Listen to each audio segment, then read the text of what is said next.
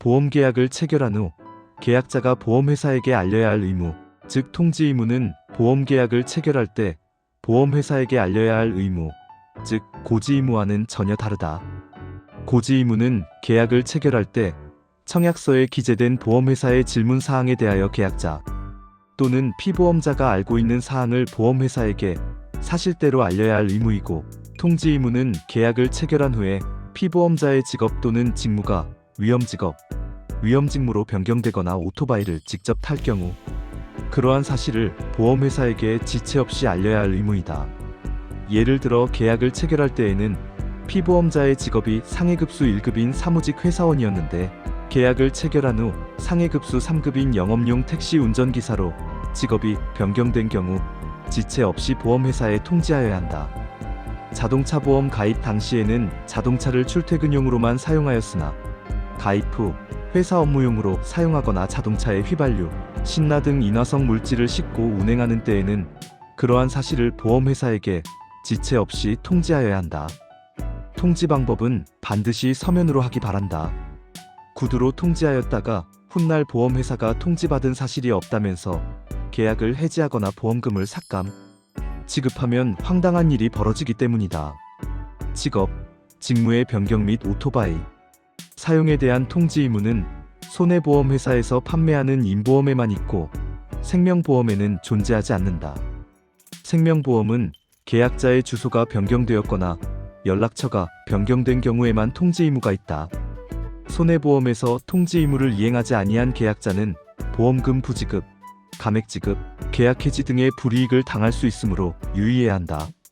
손해보험에 대해서만 통지 의무를 둔 이유는 손해보험의 인보험, 보험료는 피보험자의 상해급수에 따라 그 금액이 달라지기 때문이다. 계약을 체결할 때 피보험자의 직업이 상해급수 1급인 사무직 회사원이었다면 상해급수 1급에 상응하는 위험보험료를 납입한다.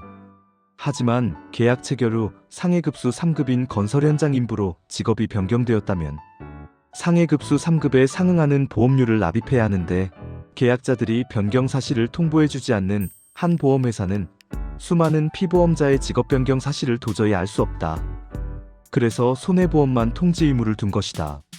생명보험은 피보험자의 직업별 상해급수에 따라 보험료를 부여한 것이 아니고 피보험자의 성별과 연령에 따라서 부여했기 때문에 직업 변경 및 이륜차 직접 사용에 대한 통지 의무가 없다.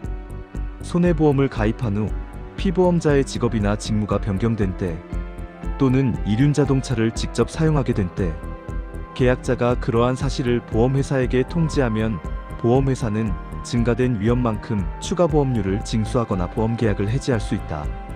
통지 의무를 이행하지 않고 지내다가 변경된 직업, 직무 또는 이륜자동차 탑승과 관련하여 사고가 발생한 때에는 보험회사는 계약을 해지할 수 있고, 변경 전 위험요율과 변경 후 위험요율에 따라 보험금을 감액하여 지급하게 된다. 생명보험은 통지 의무가 없으므로 변경된 직업, 직무 또는 이륜차 탑승과 관련하여 보험사고가 발생했더라도 보험금을 삭감하여 지급할 수 없다. 직업 변경 통지 의무와 관련하여 유익한 정보를 하나 제공하겠다.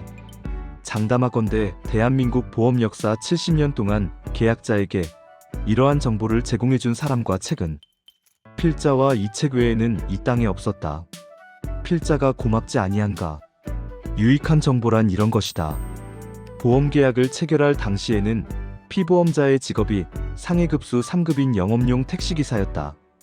그런데 계약을 체결한 후에 피보험자의 직업이 상해급수 1급인 사무직 회사원으로 변경되었다고 가정하자, 이런 경우에도 계약자는 직업 변경 사실을 보험회사에 통지하고 감소된 위험보험료만 납입하면 된다.